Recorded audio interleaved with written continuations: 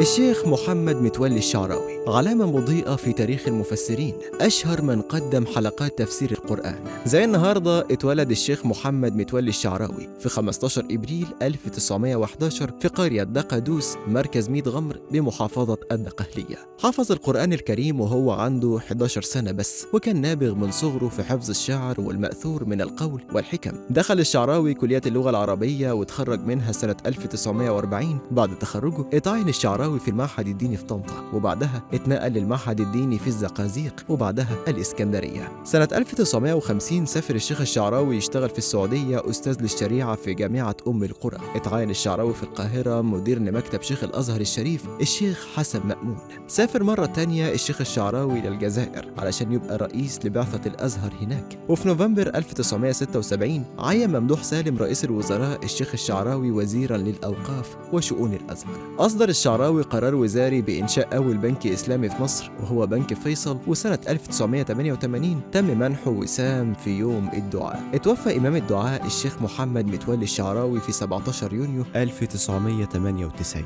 عن عمر 87 سنة. ترك الشيخ الشعراوي إرث من الحلقات التلفزيونية من خواطره عن آيات القرآن الكريم، وعدد من المؤلفات زي خواطر الشعراوي والمنتخب في تفسير القرآن الكريم. قول لنا، لسه بتتفرج على حلقات تفسير الشيخ الشعراوي للقرآن الكريم لحد دلوقتي؟